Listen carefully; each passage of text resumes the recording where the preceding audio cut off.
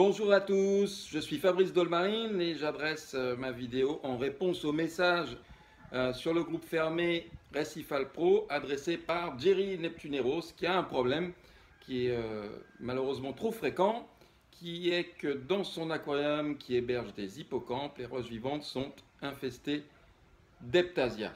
Alors ça n'arrive pas que dans les bacs à hippos, ça arrive également dans les refuges. Il y a plusieurs raisons à ça. C'est que dans un premier temps, déjà la configuration. C'est que souvent, malheureusement, les refuges et les aquariums à hippos sont légèrement sous-brassés, pas nécessairement éclairés comme ils devraient. Je dis en général, je ne parle pas du cas de Jerry, puisque je ne connais pas le bac, je n'ai pas eu de photo. Et que donc, effectivement, comme on est obligé de nourrir soit la microfaune, soit les hippocampes abondamment, plusieurs fois par jour, il y a toujours un excédent de nourriture non consommé qui part faire la joie des Heptasia. Ça, c'est la config classique et tout le monde a été confronté au problème. Donc Jerry nous explique qu'à plusieurs reprises, il a tenté de se débarrasser de ces Heptasia, que la dernière tentative, c'était à l'aide de produits, alors Apex ou un anti-Heptasia de chez Tropique Marin, excellente marque au demeurant. Alors ça, c'est la solution mécanique, c'est-à-dire qu'on va détruire les Heptasia. À ce sujet, je pense que je vais faire un do-it-yourself prochainement sur comment fabriquer un petit produit pour se débarrasser soi-même des Heptasia. Ça vous fera toujours économiser un peu de sous à dépenser dans des coraux achetés légalement. J'hésite pas à rebalancer à chaque fois, c'est mon dada. Donc, pour en revenir au problème, c'est que au-delà de la config un peu particulière, vous avez ce souci d'Heptasia, vous souhaitez vous en débarrasser. Donc, on a la solution entre guillemets chimique ou médicamenteuse qui est, on va utiliser des produits, alors peu importe, hein, Red Sea, Tropique Marin, Grotech, tout le monde a sa version.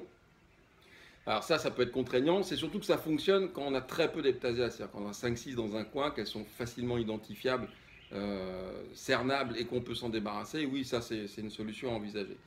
L'autre solution, c'est celle qu'on préconise, c'est la lutte biologique, entre guillemets, c'est avec des auxiliaires poissons ou invertébrés qui peuvent éradiquer ces petites pestes. Donc là, il y a plusieurs pistes. Il y a la piste Lismata, la Vudermanie. Alors, pas facile toujours à avoir la vraie Vudermanie. Et là, on retombe dans le même problème. C'est-à-dire que Vudermanie ou le poisson Acrichtis, tant qu'on est dans une config avec des bacs à hippocampes, vous allez être amené de toute façon à nourrir abondamment. Et croyez-moi, d'expérience, une Lismata ou un Acrichtis, entre un Mysis qui tombe surgelé ou vivant, encore mieux, et une Heptasia, on n'hésite pas souvent, ils vont directement sur ce qui est le plus facile à dévorer, et plus appétant également. Donc il reste une solution qui est la Bergia. La Bergia, je pense que les dernières qu'on a dû voir chez Allmarine, c'était il y a plus de 2 ou 3 ans. Alors c'est pas très difficile à avoir, mais c'est assez compliqué quand même. C'est ennuyeux parce que à vendre, quand on est revendeur comme ça, à garder dans les bacs, si les clients ne viennent pas tout de suite, elles partent dans tous les sens. Et ça, c'est pas facile. Alors, par contre, l'avantage, c'est que principalement, leur cible, c'est l'Heptasia. Donc ça fonctionne très très bien. De surcroît, il faut quand même bien protéger les pompes et c'est pas évident, à moins de les mettre dans des configs particulières, et à ce moment-là on peut même les élever, d'avoir au moment demandé une Bergia qui viendra vous débarrasser des Heptasia. À savoir que quand on est vraiment très largement infesté d'Heptasia, quelle que soit la solution retenue, il n'y a pas de solution miracle sur 48 heures.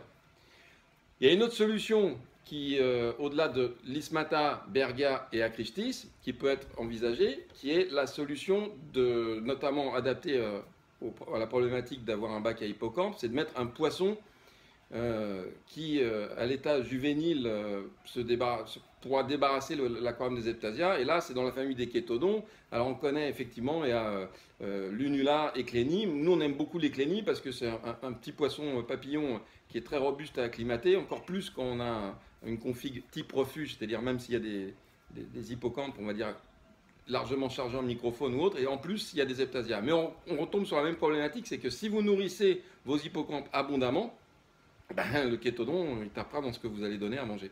Donc il faut un petit peu, je sais que c'est compliqué, un petit peu affamer le poisson. C'est pas rigolo, mais c'est comme ça. La solution donc, moi, que je préconise, c'est que si on a la chance de pouvoir isoler les roches, c'est-à-dire de mettre ces roches à part dans un aquarium en fonctionnement, ça peut être sympa. À ce moment-là, on place soit un acrychtis, soit des Vudermani, soit un lunula ou un cléni dans cet aquarium-là. Et dès que la bestiole a fait son boulot, on peut remettre les roches dans le bac d'hippocampe. L'avantage, c'est que ça permet de continuer à alimenter les hippocampes de façon conséquente, ça ne les pénalise pas, et en même temps, ça permet de un petit peu affamer, dans le côté positif du terme, les poissons ou les crevettes pour qu'elles fassent leur boulot.